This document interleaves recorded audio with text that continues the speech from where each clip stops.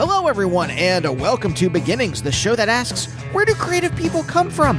My name is Andy. I'm the host of the show and a writer and performer based in Los Angeles, California. It's very rainy here right now. How are you doing? I'm glad that it is rainy. Whatever the toxic ash in the air, whatever is left from the fires, the water helps bring it down to earth, so it's not getting in all of our lungs. How are you all doing? The ongoing fascist coup going on in America. Hey, if you're outside of America, how can I join you? But yes, I was saying earlier tonight that it's very strange being in California because it's pretty normal, right? I walk the dog, I ate a Girl Scout cookie or two, I had dinner with my wife, and, across the country, some 18-year-old Nazi is firing a Nobel Prize-winning NASA scientist because they don't know what the Groiper toad is. Genuinely insane. But gentle listener, what might give you a little bit of relief why that would be today's episode. One of my favorite directors is on today, and that is Guy Maddin. And if you don't know Guy's work, I'm going to read you his bio right now. Originally from Winnipeg, Manitoba, director Guy Maddin did not set out to be a filmmaker, but after working odd job after odd job, he eventually started taking film classes in his later 20s and became part of the Winnipeg Film Group. After making some short films in a surreal cable access show, he wrote and directed his debut feature, Tales from the Gimli Hospital, in 1988. It became a cult success and established Guy's reputation in independent film circles. Since then, he has written and directed over a dozen other films, including The Saddest Music in the World, My Winnipeg, Keyhole, and his latest, Rumors, starring Cate Blanchett, which had its world premiere at the 2024 Cannes Festival. I first encountered Guy's films, parentheses, I have no idea how I learned of him, and parentheses, but I first started watching, remember in the old days of Netflix, before they became this hegemonic streaming power, you could just get DVDs sent to your house. And I remember when I was in grad school, I was using it, when I should have been writing papers. I was using Netflix to fill in my film history because I was a philosophy major in undergrad, a philosophy major in grad school, obviously. And you can maybe hear Squee in the background jumping on my Acetone organ, which I'm sure is good for it. But I went through all of Altman's films, Bergman, the whole of Western film history that I was missing. And I guess one night I got Twilight of the Ice Nymphs and was blown away. And then just every one of Guy's films I could find. And it was one of the things that propelled me out of grad school and into pursuing the stuff I really wanted to deep in my heart. So, it's the 15th anniversary of the show. This is part of the, 15th anniversary celebration. I want to talk to people that have really deeply inspired me. And Guy what a fantastic talk this was. We really got into it. I won't spoil anything. I will say this, though. We recorded this at the very beginning of the year before David Lynch had passed away. And we talk about how vital he is. And after passing, I went back and started rewatching all of his films, and anything I'm going to say about David Lynch at this point is just cliche, but holy shit did that guy get it. Anyway, I just want to add that note in case you wondered why we were talking about David Lynch in the present tense. Although, let's be real, his spirit has weaved its way into society. This is the Lynchian century. We are living all the surreal, horror, and evil with hopefully a redemptive arc somewhere in there. Anyway, I hope you enjoy this episode. Guy is genuinely the best, and what a fucking great filmmaker. Coming up on the show, I have so many good interviews coming up. Josh the Toomer, who is the creator of the brilliant show Say Nothing About the Troubles. It's one of the best shows that was on last year. Jamie McKelvey, Daniel Warren Johnson from the world of comics, Jack Pendarvis, fantastic author, Bob Mould, just talked to him, and that was a delight. So stay tuned for those, but for now, let's talk to Guy.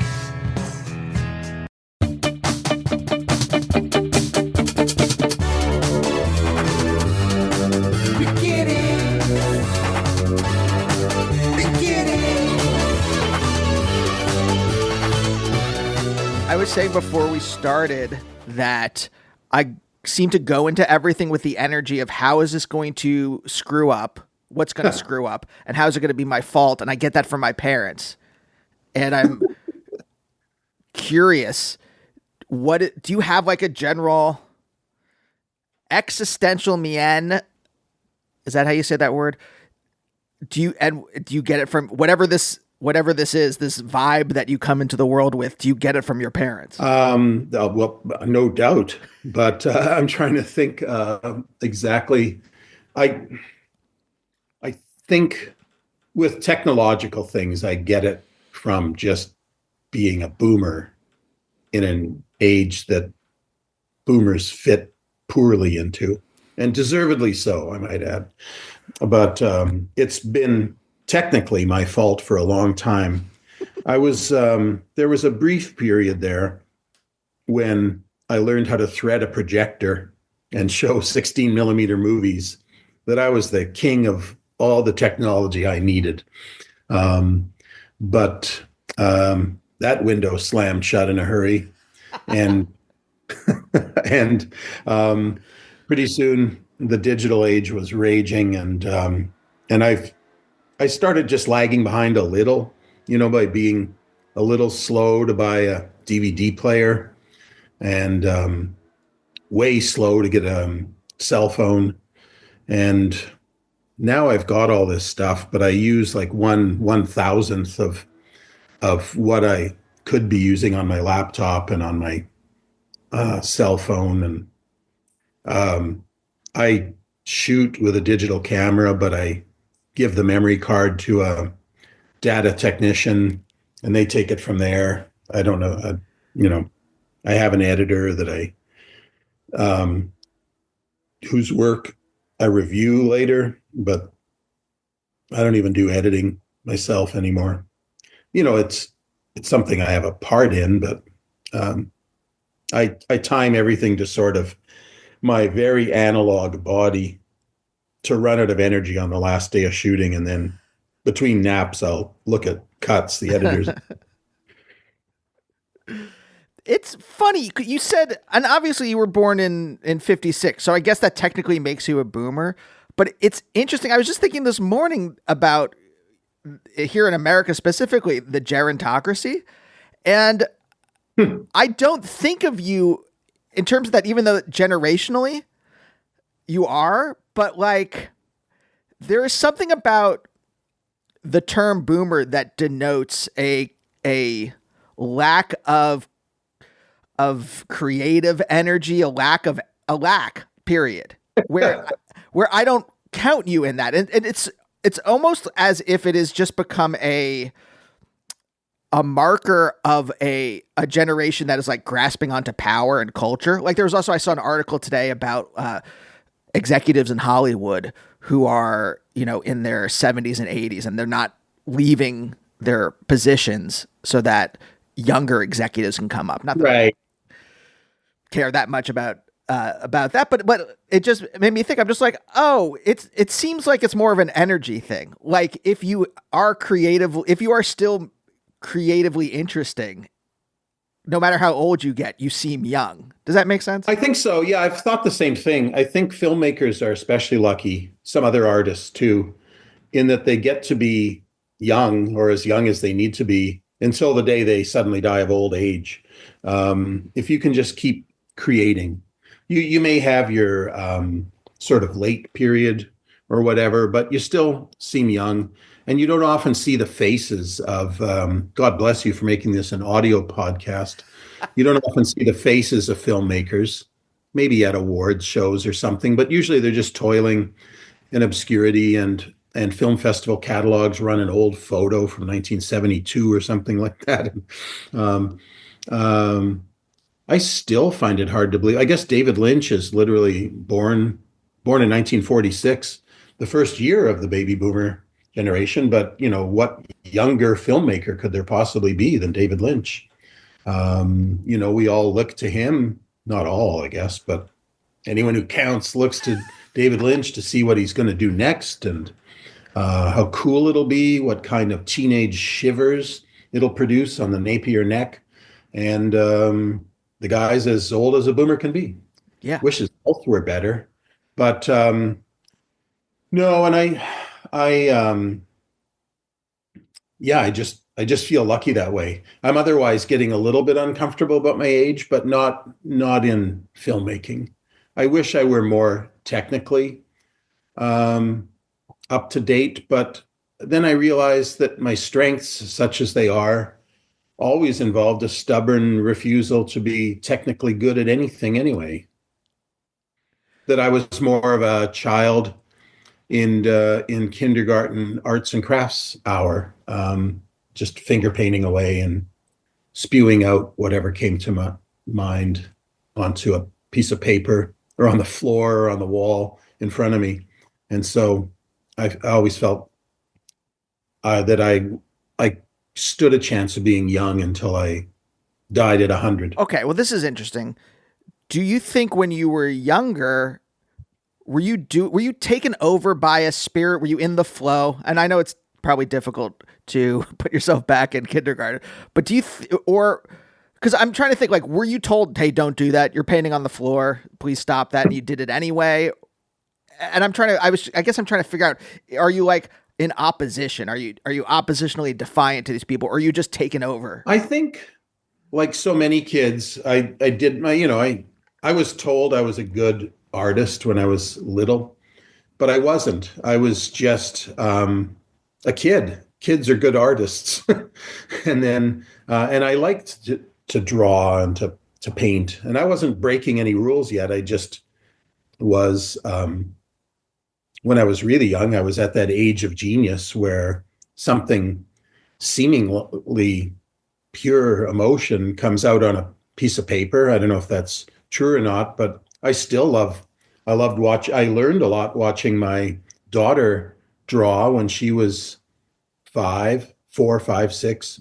And now I have granddaughters. They're too old now, but they're actually good adult style artists, but watching them, but I took so much from watching the pure joy in their uh, in their creation of things and the swiftness with which they did it. There was no perfectionism, and I thought that's for me because I'm not technically strong.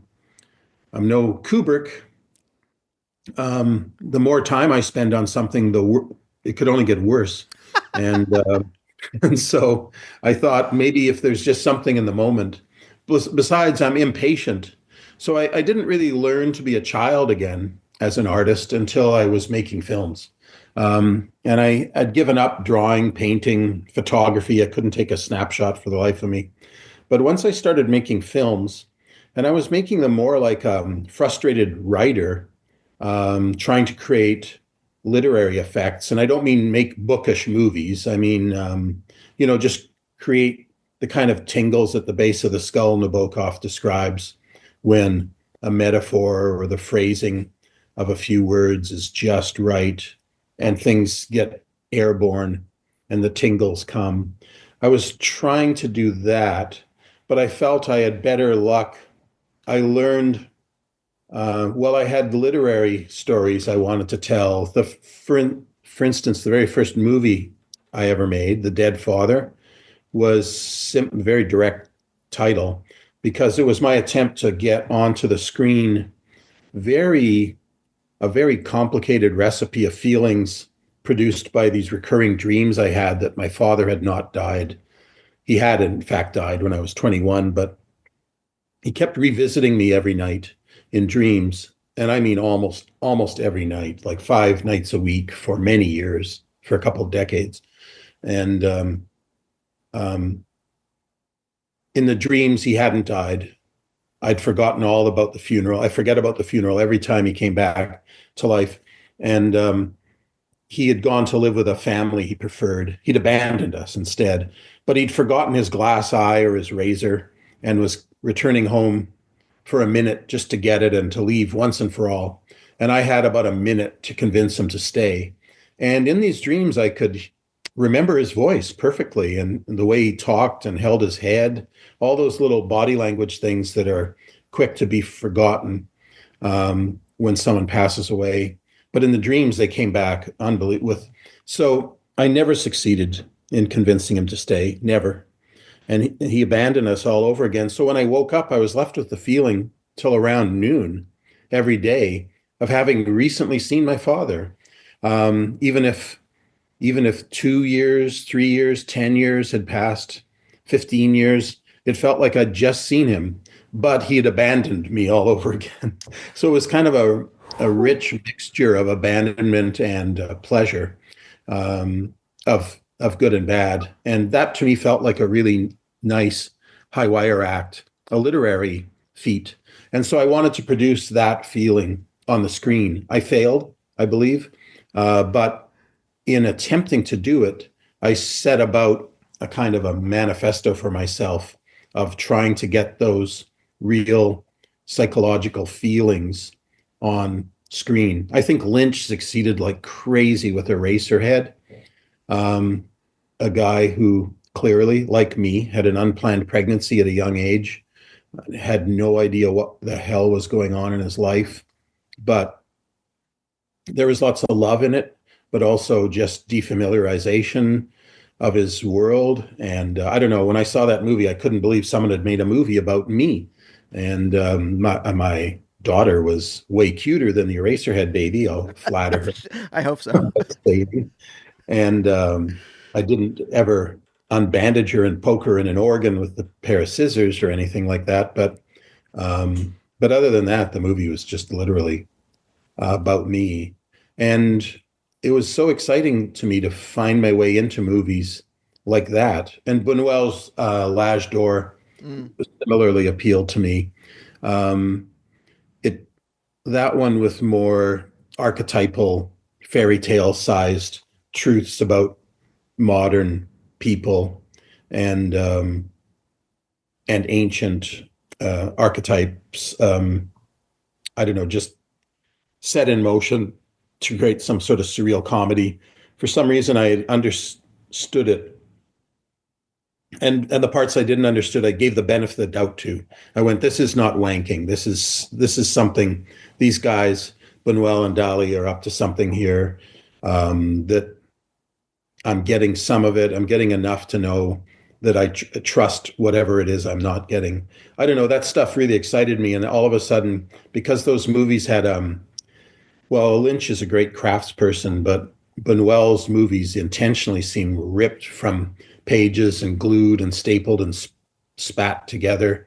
And I suddenly felt like, as a bad technician, I stood a chance as a filmmaker if one could just use non-actors and scripts packed with non sequiturs and regurgitated dreams. I stood a chance as a director. So it wasn't like I was a revolutionary, outside the lines kind of artist right from kindergarten forward. But when I realized I could never be a writer, but might be able to produce writerly effects with the camera, and then I just, by necessity, I became one of those, because there's no way I could ever. I felt like a late starter. I guess I started in my late 20s, finished my first film when I was 30, and I just felt it was too late to learn. I learned how to read a light meter, and that's about it. Well, there's a certain thing. I mean, especially I started late too. I was originally going to be a philosophy professor. Oh yeah, yeah, and I was about to start my dissertation, and I couldn't do it. I just couldn't do it on their terms. I couldn't do it on their terms. The things I wanted to do, and I think there's a certain urgency that I have to try to. I got here, started doing this stuff, a decade later than a lot of other people, and so I think that's part of my lack of desire to. I know the exact amount I need to know to digitally edit something, or I know the exact amount to hopefully record something. Yeah. And that's it. I could probably be better at that stuff if I wanted to become a virtuoso in terms of that stuff. But I feel like I'm under the gun in a certain sense. Death is so there in my future. The horizon of death is there, and I can see it across the yard, and I'm like, well, it's coming closer. I better just get all these things in my head out before it arrives. Death is arriving a bit early for you, I think. Maybe you But wait, why would you say that? Why is that? That's going to haunt me now. well, I mean, like I felt immortal till I turned 65. I'm 68 now, almost 69. And yeah, I just felt immortal like so many young assholes do. And sure, I made lots of jokes about death, but then a funny thing happened. A bunch of my contemporaries started dropping dead right on schedule. And I started thinking about it more and more. And then I started thinking of that I actually have a finite time remaining to me. This is not profound stuff, but it was when I realized there's no point in saving to buy a house now, or just certain things that I realized I'm kind of playing after the 2-minute warning in a football game, and I'm down 3 scores. I got to get at least 2 touchdowns with 2-point conversions and recover an onside kickoff in there somewhere. And, so this is what I'm dealing with now. And thinking of it in those just football terms is really chilling to me. And it's something that crosses my mind now. Like, I don't know if that death figure waiting for you across the street was just manically jaywalking back and forth. That's how I see death, just manically jaywalking back and forth across the street toward me and away from me again. More like it's like a classic Grim Reaper, but sitting in a lawn chair, kind of just like lazily flipping through a magazine, not really reading it, but just kind of like looking through, and just like every once in a while glances up over at me, just like kind of peers and like looks at his watch and then just goes back. And making sure you haven't moved, changed address. Yeah. Yeah, when you register with one of those post office change of address forms, it goes straight to death first, and then he passes it on to the post office. I think one of the things that's interesting in what you had just said was when you had these recurring dreams about your dad. I've woken up with lingering feelings, but I don't think I was able to articulate them, because that's a very complex emotion, right? You said there's the pleasure of your father being alive again in this dream, but also the feeling of abandonment as he goes to this other family. Yeah. Right. And that kind of like to kind of work your way through that emotion means I think you had to have some kind of awareness in a way that I didn't. When I was younger, I was very repressed, and I'm kind of curious, were you always an emotionally aware person? Is that something that you've gained in adulthood, or is that something you've gained through filmmaking? Where did you gain the competency to kind of articulate that? Well, you're just talking a lot about your movies. You usually make a movie about I make a movie about something in my life that I'm obsessed with. The phenomena of amnesia, emotional amnesia or something, or whatever it is. I choose a theme and make a movie about it. And then the sheer act of making a movie about it, you got to write a script, you got to cast it, you got to find a studio to shoot it in, got to make sets, props. You sit and hope that the rushes are going to turn out okay. Then you got to edit it, watch that a million times, do a sound mix, show it if you're lucky at a film festival, talk about it a million times. By then, you're no longer obsessed with that subject. Right. You're sick of it. You've cured yourself of it.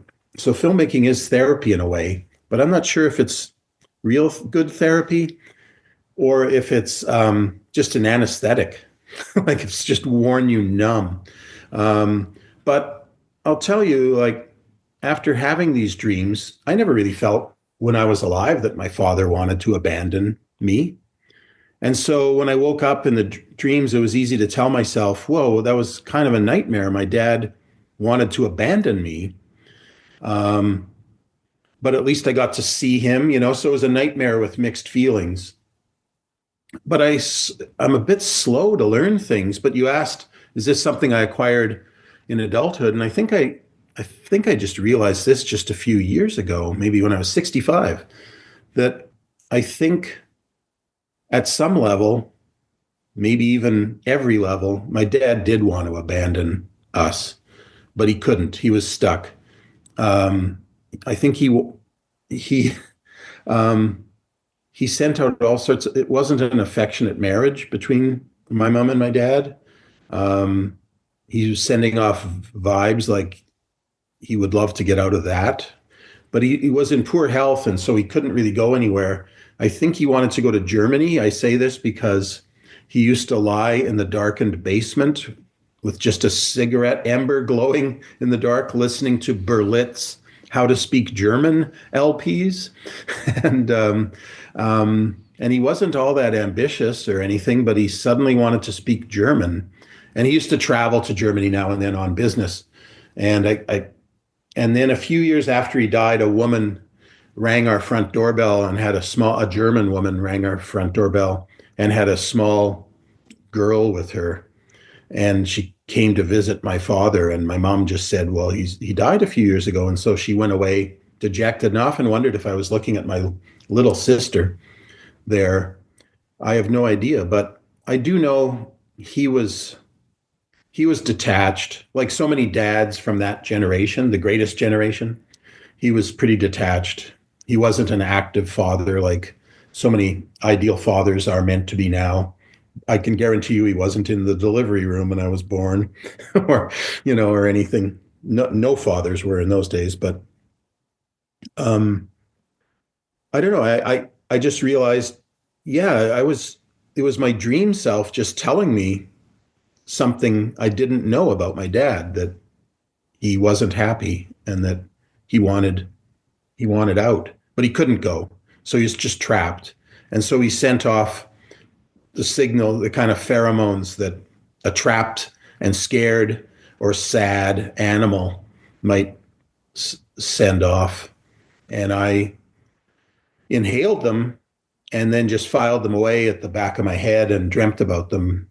So I think what I like about, shifting gears massively here, about movie melodrama and any story, fairy tale or whatever that's a melodrama, is that they have repressed feelings that are allowed to be unrepressed for the duration of a melodrama or something like that. Because that was my way into understanding movies and my own dreams a little bit. That, during your waking life, as much as you might want to, you're not allowed to punch someone in the face if you dislike them, if you're mad at them. You're not allowed to just grab someone you lust after. You're not allowed to weep out loud in public if you're feeling really sad. All those, decorous behavior guidelines require that you put a lid on it. But in your dreams, you're allowed to be disinhibited completely, to hit, grab, weep, whatever. And those are the real psychological truths. So when people complain about melodramas or certain movies as being exaggerated or fake, because like a Douglas Sirk movie, which will have betrayals and affairs and weeping and coincidences and things like that as being exaggerations of real life. I think and anything that's exaggerated is actually falsified in a way. If you were to take a statistic and exaggerate it, you're actually lying.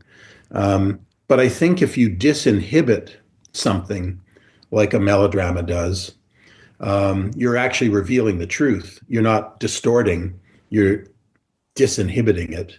You're disinhibiting the truth, not taking the truth and distorting it. So there's a big difference. I think when I'm watching melodrama, I'm often, like I'm talking about a Joan Crawford or Barbara Stanwyck movie or something like that, Yeah. to go way back. I don't know how many of your listeners listen to or watch those kind of movies, but everything is more or less melodrama anyway, according to that old philosophical dictum, everything tastes more or less like chicken. Everything is more or less melodrama. So when I'm watching melodramas, or when I'm watching any movie, I just try to decide whether what's been disinhibited and what's been exaggerated, and whether it's sometimes it's hard to tell the difference. And so, in other words, I just try the sniff test. Does this seem psychologically plausible?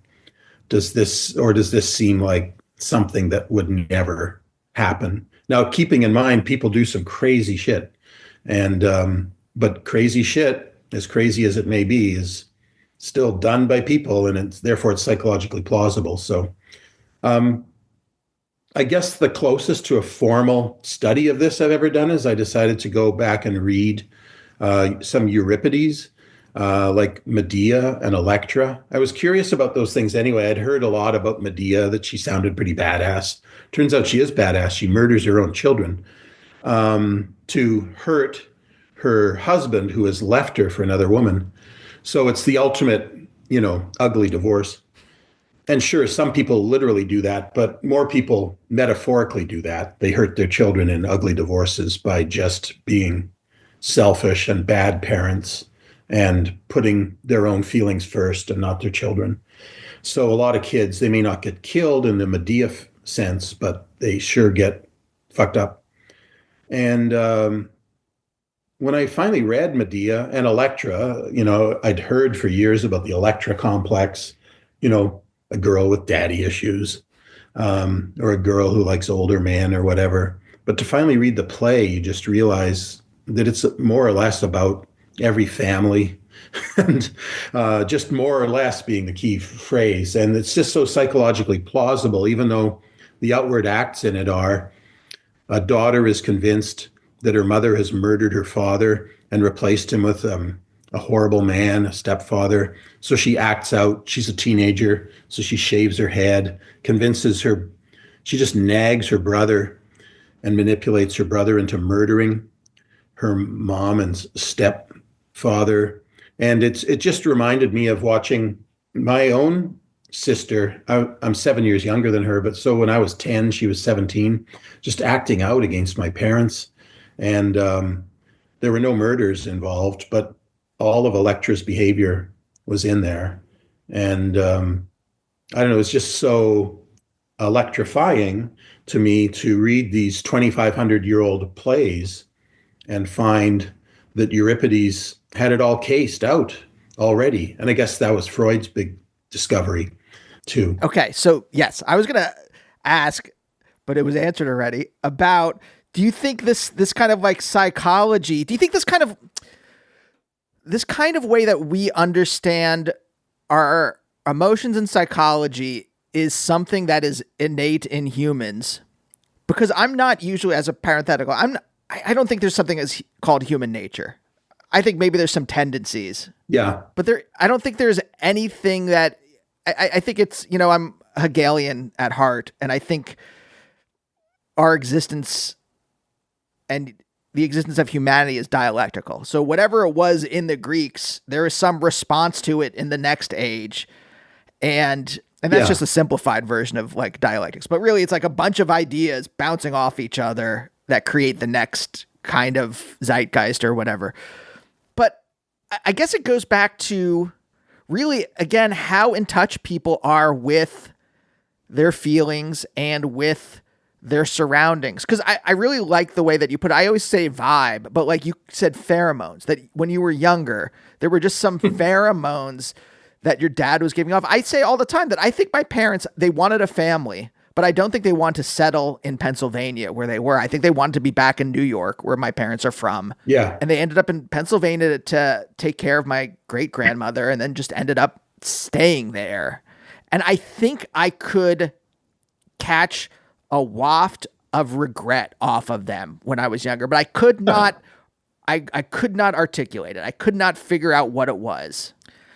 And only later in life could I kind of go back.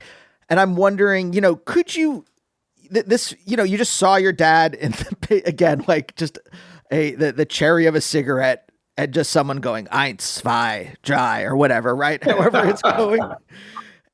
Yeah. Are you just like, oh, there's dad again? Or did you know what was going on? Or is it only through these dreams? And then you're like, I can't get these dreams out of my head. So you make a film, and then the film is the thing that allows you to go back and be like, oh, that's what was happening. Like, where in the process is it conscious? Well, it helps that I'm a person who thinks of the past a lot, maybe because there were so many unresolved mysteries in the emotional setup of my family. My brother and sister, they don't ever think of the past. They just, when I ask them about stuff that happened a long time ago, they can barely remember and they don't care. And a lot of, I meet a lot of people that couldn't care less about that stuff. Me, I'm pretty lucky that I ended up making film because I had nothing else planned, that's for sure. So maybe it was preordained almost because it was the only way I could spend the rest of my life sorting through things that I felt like sorting through anyway and actually make a living, a pretty meager living at it. But it's enabled me to teach and things like that. But no complaints. I'm lucky.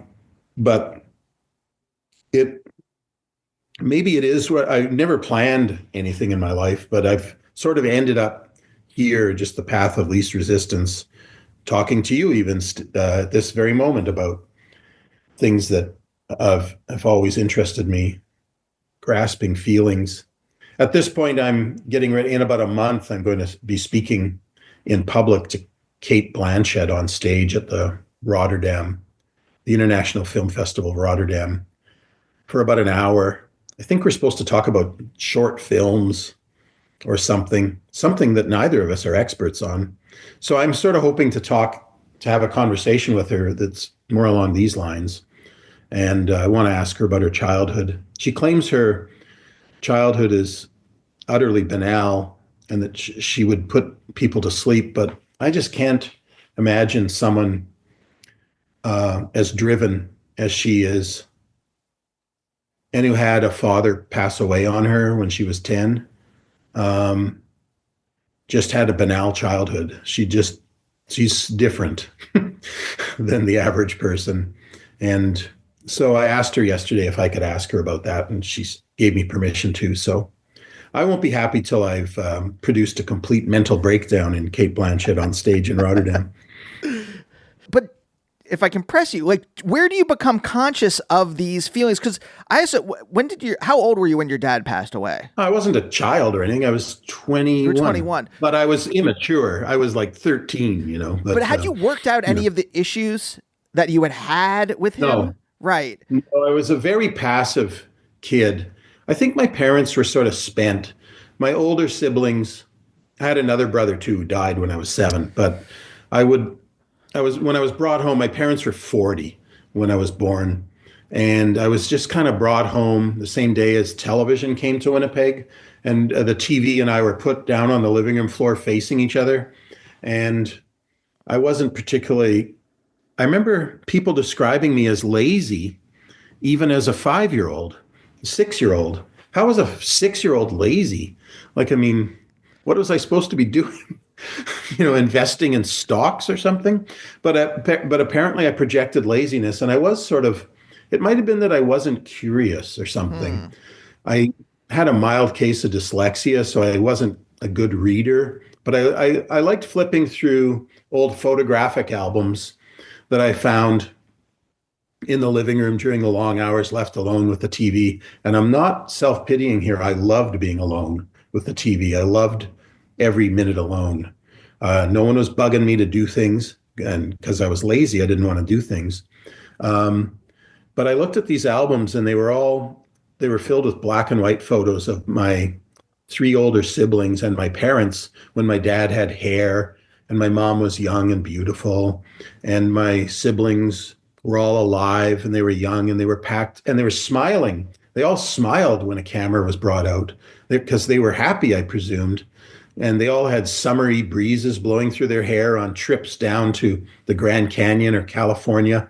Meanwhile, I just sat on the floor in Winnipeg, and it just sort of seemed like a big threshold was crossed forever for my parents when I was born, that there would be no more trips, that there would be no more photographs of happy people. And I don't know, it was just my way of reading, just a feeling. I wasn't smart enough to go, oh, these people um, had different lives than it's just a feeling I had, just like you were talking about, just the smell of regret that hung in the air at your place as a child. And I don't know, I think kids are perceptive, and so are pets even, at picking up um, odors and moods and things that just sort of hang in the air. And boy, some of them hang thickly, and you're not even sure why, but you're attuned to it, when one of your parents is in a bad mood. Um, so it was just something, it was the tenor of my life. It was the ambient soundtrack to my life were these albums stacked up on on the living room bookshelf that no one but me looked at. And I was fascinated by my prehistory. Um, I think Nabokov writes about it in his autobiography, Speak Memory, about seeing, I think, seeing a family photo. I'm not going to get this right, but seeing a family photo, and I think it's his parents, and maybe there's even his crib is in the photo, but his mom is pregnant. I'm getting this all wrong, I know, but he found the photo really chilling, that the photo was taken before his existence, but his imminent existence or something, and it's some sort of black abyss. I don't know. Anyway, I don't know why I bring that up, just to prove I read Nabokov's autobiography with such poor retention. Um, I don't know. I've read Pale Fire, for the record, so everyone knows. Yeah, exactly. Me too. It's on the record. Loved half of it. The poem daunted me, but I read it too young. So that's on the record. No, I'm sorry. I'm wandering away and I'm scrambling. It's just feelings now. But I do, strangely, I once I started making movies, because I was adapting dreams, I felt I wanted to read more narcotic like writers. Nabokov was really narcotic, Kafka, Bruno Schultz. And then I thought maybe some of the decadent writers of 19th century, late 19th century, Oscar Wilde or Huysmans. And so I was really and crazy ass Herman Melville. And so I was heading in those directions. I was heading deep into the past, recent past, within a century and a half or so.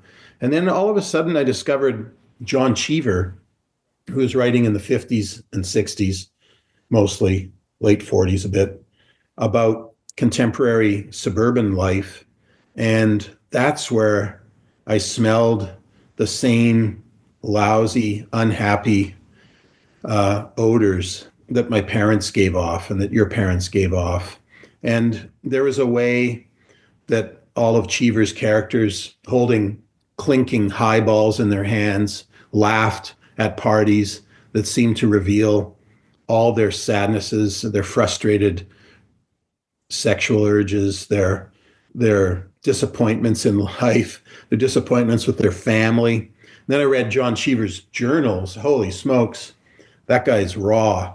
And there's a great foreword written, I think it's by one of his kids. They're both writers, Susan Cheever and whatever his son is. One day, John Cheever, shortly before his death, just came down from his writing den upstairs and handed one of his kids this stack that became the journals, the published journals.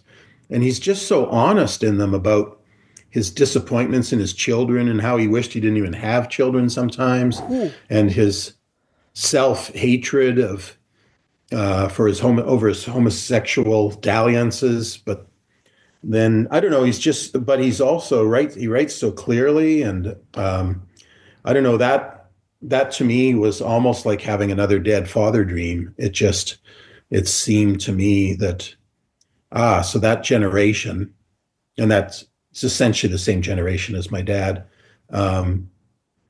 had these kind of regrets. I don't care to live that much longer, but I am curious about what kind of books will come out about Gen Z and midlife disappointments and miseries.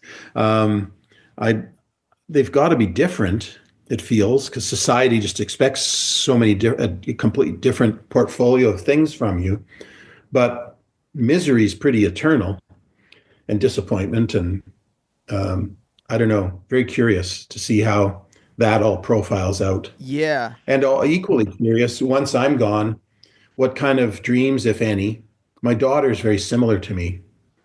She remembers things uncannily from a time she shouldn't. Like remembers things very well from before the age of 6, and she can draw them out with accuracy and things. And what kind of dreams she might have. She keeps a dream journal and stuff. Once she's older and I'm gone and stuff. Very curious about this Yeah. stuff. I think the big difference is going to be between your generation and between millennial. Gen X is kind of stuck somewhere in the middle, but I think they fall on the Yeah. other. I think they fall on your side. Yeah, I agree. There was a huge paradigm shift in the middle of my life. Like, I think it started. I've been obsessed with this over the last 5 years and 8 years, let's say. But I think it really starts in earnest with in 2000 and here in America when the Supreme Court kind of just installs George W. Bush. Like they just Right. made a decision. They stopped the recount, and I think an article came out years later that was like, well, if they continued the recount, Gore would have won.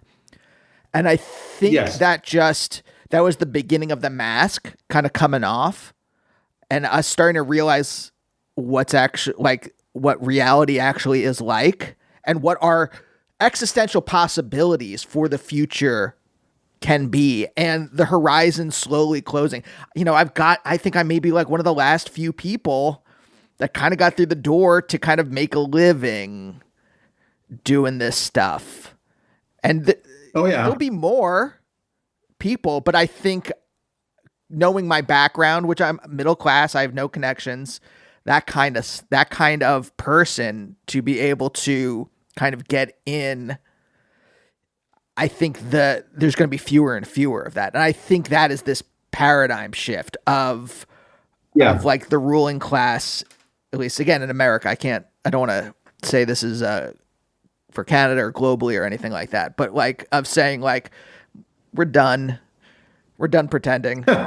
This is just the way it's going to be, and you can like it or lump it, basically. Well, that stuff happens. You just look back at the 20th century. We're all lucky that 20th century's been really well recorded by on film and camera and things that really help us understand with better empathy what's going on. And you can see how societally things have shifted so much. And and that is one of those real moments. And there is probably no going back. You go back people don't like going back, really. You get a lot of resistance. And so, I don't know, it feels like to me even more masks are coming off now as I'm not a conspiracy theorist, but I just realize how to put this. I don't want to just sound like one of those people that doesn't believe a thing the media says, or because I think there's a design behind what the media does. And the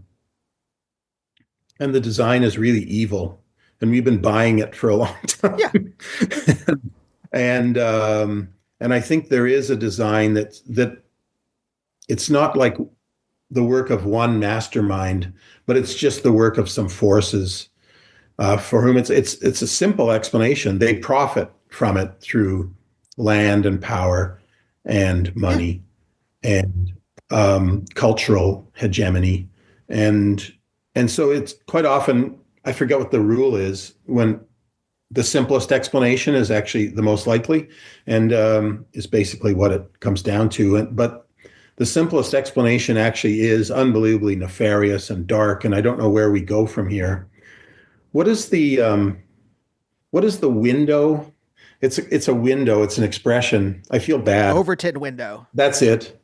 And it just seems like such talk is outside that window anyway. No one's going to no one's going to no one's going to buy it in any sort of significant numbers during my lifetime. Yeah. I mean, you don't have to be a conspiracy theorist. It's documented in their Well, words.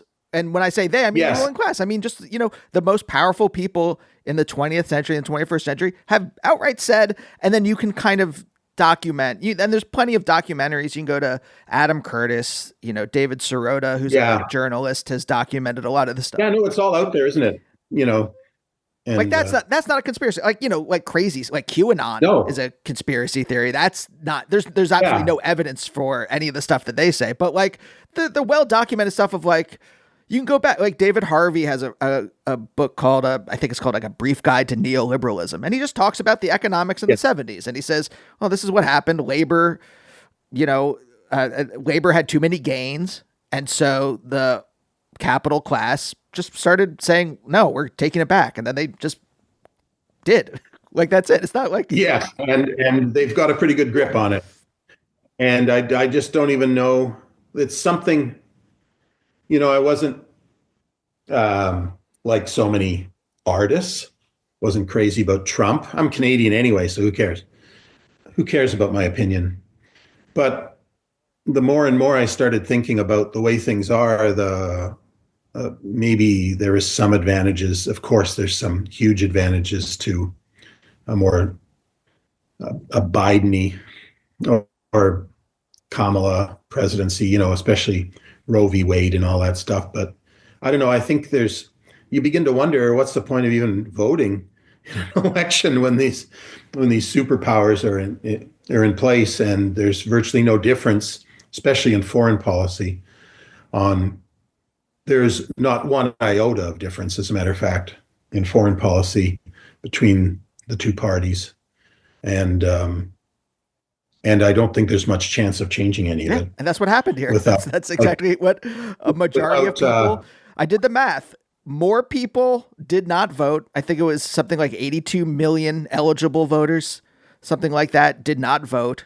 And the most people that voted, and then it was something like more people did not vote, more eligible voters did not vote than voted for either president. So yeah. technically don't care won, technically. Yeah, some of it's they don't care. A very small percentage of them is they care and realize the hopelessness of it. Um, But but I don't say this just to bring us into despair, but I am curious. You said earlier that you didn't really have a plan in your life. my life, yeah, I shouldn't be talking about macro hegemonies anyway. I'm no expert. There are, Noam Chomsky's still alive. Go watch one of his YouTube Yep. clips. But you didn't have a plan. But I'm curious, what did you feel was available to you existentially? Did your parents have desires for you? None. I Boy, role modeling is important. Holy smokes. I My older brother, he's 12 years older than I am, got a commerce degree, and then just got a job as a department manager in a department store in fabrics, and he worked there till he was 80. Just retired 2 years ago, and I that was my role model. So I went and I got a similar degree, a BA in economics, but by then mid 70s double-digit stagflation had hit, and I got no job, and I didn't particularly like any of the jobs I did get. And I just wasn't wired the same way. I didn't. I think that lazy tag that I must have earned it for a reason when I was 5, because I could not for the life of me work at a job I didn't love, and so I spent my 20s in poverty, just watching movies, reading books, and finally picking up a camera and trying to put on the screen feelings I had in my heart and in the strangely misty, unreliable memories in my head. And I thought it'd be a worthwhile, if slightly self-absorbing, self-pitying project to try to do this, because and I love doing it. I found out I had a slight aptitude for it, and then And then I developed my own style. And by definition, I was very good at my own style. It's a tautology. And then it felt good to be good at something. And I found a job I loved. And it didn't pay really ever, but it paid in prestige and travel and Self-knowledge. and it paid in the satisfaction of making something that you were partially pleased with. Every movie is an inventory of mistakes and regrets, but I could sense improvement with each outing, and so it felt good. And I leapt out of bed in the morning, and for the first time in my life, and wanted to do these things. But it wasn't a plan. It was just sort of, I evolved, almost the way a duck-billed platypus evolved. And no one knows why. It didn't plan on it, just did. Okay, but was this a secret desire that you didn't know you had and that you had to excavate?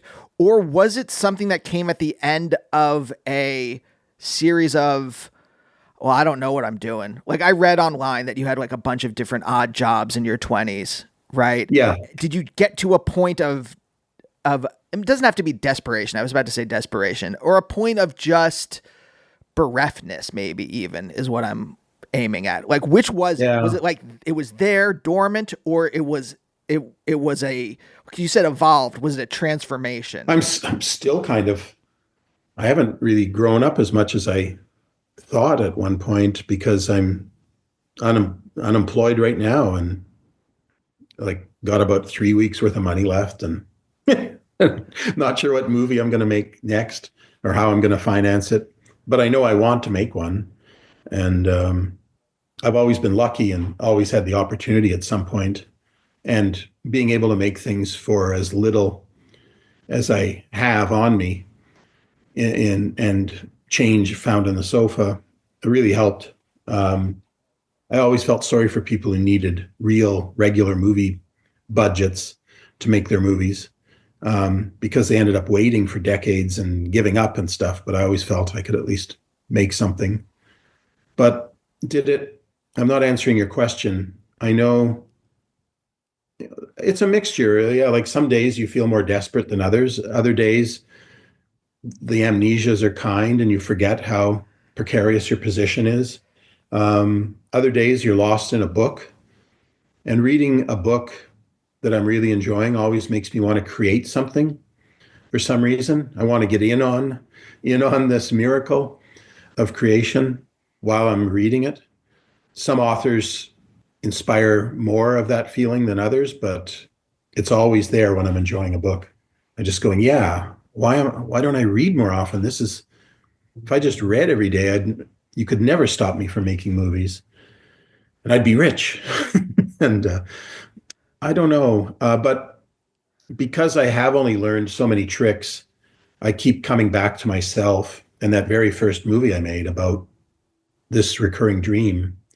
And I feel like even if I'm adapting, say I was commissioned to make a film for Canadian television of a ballet version of Dracula. And I did not want to do it because the Dracula movies had always bored me. Of all the monster movies I loved as a kid, Dracula bored me. I didn't understand it. Didn't do anything for me. It had rules and rituals and beats that were so overly familiar, no matter which version I watched. And then, but I became so desperate, I needed to accept the job.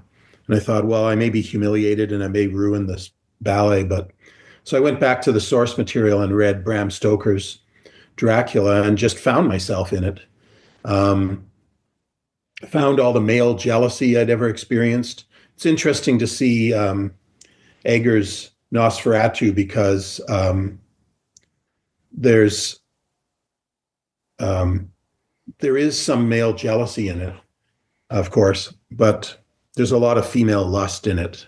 And it's the Victorian female lust in Bram Stoker's Dracula that produces that they're experiencing, that these women are experiencing at night when they sleepwalk to an open window and look out to other countries.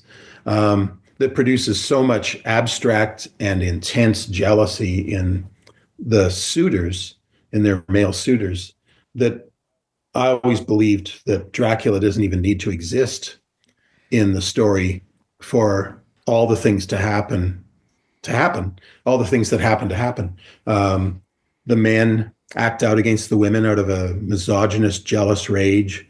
Van Helsing comes in and takes his own virginity out on all these women, and there's just so much xenophobia. It's all these things are just swirling around, and it's almost just like a portrait of British society at the time or any time. And Dracula just happens to exist, but all the same things would happen if he didn't. He's scapegoated. But now I'm talking about someone else's movie. After talking about global hegemonies, gassing on without much knowledge. I guess what I'm trying to get at is, when you said you picked up this camera, right? And I'm sure there's more to the story than a passing fancy. What was it that got you to the point? Because you had said earlier that you thought you had literary dreams. I don't mean dreams in terms of the dreams we've been talking about, desires, wishes, and that you didn't think that was actually going to be possible. What was it in that? Was it an emerging of this desire that you had buried? Or was it a total change, existential change born out of, I don't know what else to do at this point? Yeah, well, definitely. A lot of people have said I'm very brave to pursue the career I've had, but I didn't have anything else to do. It's not like I could just quit filmmaking and go become a lawyer or a doctor. There was just nothing else. So once I started moving forward, at a certain age, there was no going back really. And I've been lucky enough to stretch out this wave as long as I have. I wonder, everyone dreams of celebrity at one point or another. My family had a little bit of celebrity when I was a kid. Everyone in the family was sort of special. My mom got into the newspaper for winning hairstyling contests. My dad was sort of a man Friday for the Canadian national hockey team and was occasionally interviewed and featured in newspaper spreads and things like that. My sister was a Canadian champion track star. My two brothers were both excellent track athletes, at least citywide. There was a big deal was made whenever we appeared in the paper within the family, even to the point where when my brother's obituary appeared in the paper and my dad's, it still sort of felt like, hey, they'd done something. They're in the paper. They've achieved something. There was this kind of weird, if there was any role modeling in my life, it was that even in the act of death, you'd accomplish something newspaper worthy, and that this seemed to be a good thing to pursue. Now, I won't pretend that that's like family approval, although it sure helped. My mom hated my movies. She only died 4 years ago at 104. She didn't really like them, but she liked the fact that they got me attention. So she was always happy to submit to an interview or something like that. But as long as she didn't have to watch them. That's probably very typical of parents of filmmakers anyway. I'm just theorizing. I'm sure most people assume they'll be famous someday when they're little. When I'm famous, when I'm rich, when I'm great. But I didn't know. That's why I asked this question, or why I'm pushing on this, because I really I did have some kind of desire, but it was amorphous. It was a miasma. I couldn't. It was not anything I could grasp. And be like, this is it. I'm going to go in that direction. And it was always just kind of like, well, I guess my parents kind of want this for me. I don't like it, but I'll go in that direction. Right. And it's lucky no one was driving me in any direction. Not from day one. Just the polar opposite magnets, the TV and I found each other and we got lost in each other Yeah. and suggested I could have used it. Someone, I think in eighth grade, a guidance counselor, um, interviewed me for a while and gave me some tests and said that I should go into law. And I immediately went, no way, you got to read a lot in law. Like I just said that to myself. I nodded, yes, thank you. And just went, no, I'm not going into law, too much reading. And I knew myself. I knew I wasn't up to it. But what I was up to, I did not know and I didn't plan. But luckily I found this thing where I could keep my own pace. Now that I'm, nearer to the end of my life than the beginning, I really do regret not seeing each film I made as a unique opportunity to really get it right, to express in the best possible way whatever it was I was trying to express. I was very cavalier about it. But then I remember, though, that it was watching my daughter create art at age 4 or 5 and creating masterpieces in under a minute or under 5 minutes, that this is the only thing that allowed me to have any sort of style and verve and freshness, was just to keep working in this imaginary kindergarten art world. I don't know. Oh, I'll never be happy. no, I just want, we're right at the end and I'm just curious because it feels like the way that you're describing this, there was like a almost quantum change in your life, going from someone who worked odd jobs, and there's nothing wrong with it, but I'm just saying someone who worked odd jobs to someone who made films. Right. And what was it, in the same way that like, that I said, like, I count, and it's just, I put down a dividing line. The Supreme Court said George W. Bush wins. That was this first, it feels like this first overt act of, this is the way it is, deal with it.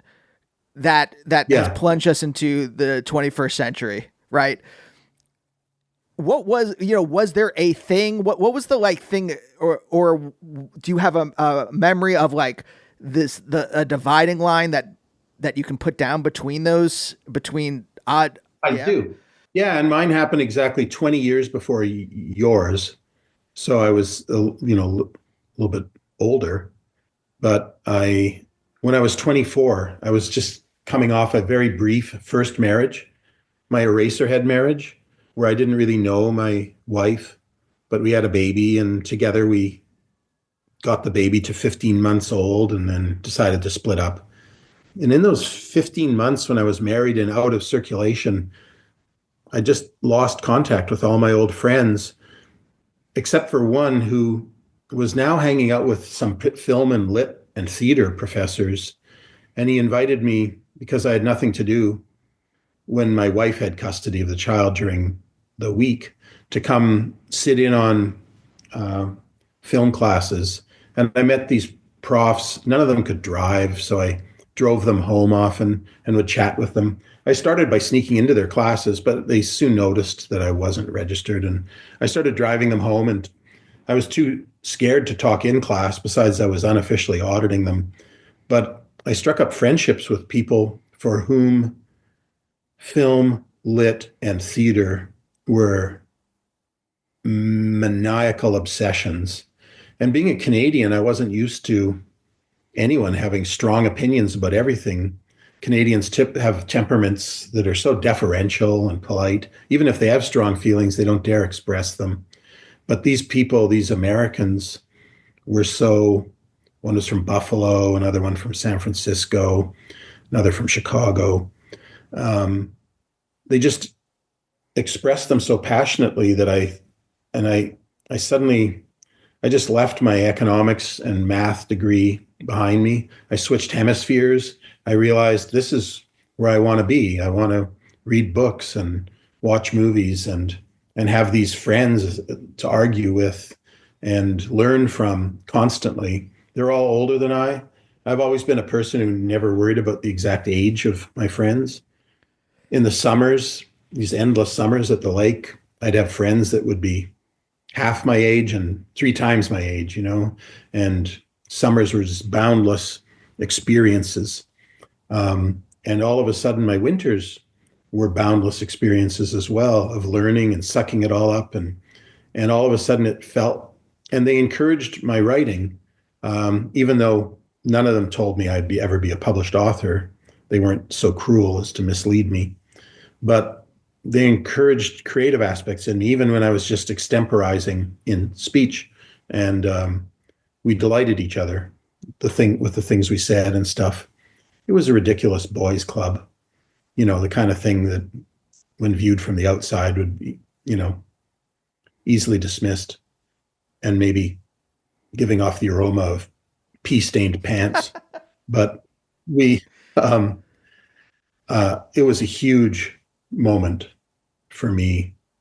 It was like my life changed. And the few friends I was keeping in touch with liked me less, I could tell, because it did change me.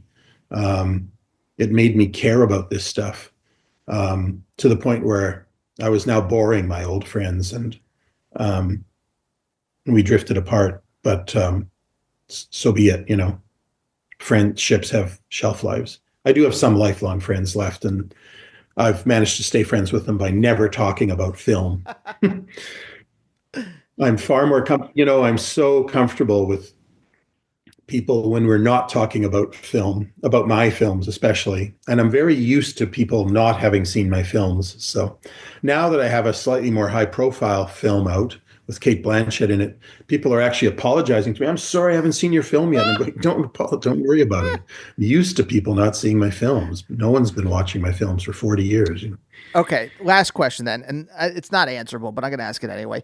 Because this moment feels very contingent, do you think you would have found film through some other pathway, or do you think it was really it was this, and I don't know what I would have been if I hadn't had this experience? I can't answer with any certainty, but I definitely believe more in the latter, that I was really lucky to have found film floating nearby while I was going under, to hang on to and then really have fun with. So yeah, no, I fluked upon it. And I don't think, who knows, maybe I would have, if I'd encountered a gang of birdhouse builders or something, I would have, risen to the top of that. As they aged out and died, I'd be one of the better birdhouse builders in town now or something. And I'm not ridiculing that craft. I mention it because I've always been fascinated by birdhouses. But yeah, who knows? I think I'd be fucked, basically. I mean, thank you for joining me. When I encountered your films, when I first started watching your films, so this is like mid-aughts maybe, it was transformative for me because I was in grad school then, and I knew it wasn't right, and I wanted to be making things, and I would make videos with my friends, and that's what really energized me. But I'm like, well, I can't do that. Yeah. Part of my, and this is narcissistic, but part of my story is discovering your films and being like, oh wait, I can do that. It's possible. Yeah. And actually my movies must make it look easy to do it, because it kind of is. No, I don't mean it like that, but I just mean that it's possible. Like that the thing that's inside me, or that excites me about that, I can articulate certain things that I didn't know I could in art. Yeah. Yeah. No. It was important for me to encounter, it wasn't just one moment, an epiphany, and then I was off to the races for good. I needed to top up my enthusiasm often. And so if I discovered these underground filmmakers like George Kuchar, and they reignited my, excitement for, I could see from a filmmaking point of view how they put together these movies, and yet how much fun and how much energy was exploding off the screen from these films. And you knew that George Kuchar didn't put any more care or perfectionism into his projects than I was doing. So that just reinforced me even more. He's a genius. He really is. And a great natural filmmaker. So no matter how flippantly he made these films. They still have a lot of pure filmmaking oomph in them, but that's not what you're thinking of when you're watching. You're just going, this is crazy shit. So much fun. I want in on this. Hey, I know, I can make movies like that maybe, And so and so every now and then you just need to be excited again. And I have gone through doldrums over the decades where I just couldn't even see why. Like, you're better off not asking yourself why you do things sometimes. You just do, or you love them. But if you ever catch yourself in a mirror or in a candid photo doing something that you've never questioned, but it all of a sudden looks obscene or ridiculous, and you start overthinking things, and you realize, I shouldn't be doing this. It's just important to. It's kind of like skating. If you start thinking of each footstep gliding on the ice, and it doesn't make sense that you should be able to stay upright, you'll fall down. But or I guess like a sleepwalker up on a window ledge or something. It's only when you awaken them and let them know where they are at that they'll die. So I'm just trying to keep this soap bubble delicate state inflated and airborne for a couple movies longer. We'll see. Guy, thank you so much for joining me. Thanks. That was fun chatting. Sorry about the global hegemonies digression. You can cut that out, please. Trust me, that's my bread and butter. I love I love talking about that. Well, yeah, that was a pleasure and a very pleasant surprise. Thank you so much. Very lovely speaking with you. Absolute delight. Thank you. And we'll see you next time. Bye. Bye, oh, bye, oh, bye, oh, bye, oh, bye, oh, bye, oh, bye, oh, bye, oh, bye, oh, bye.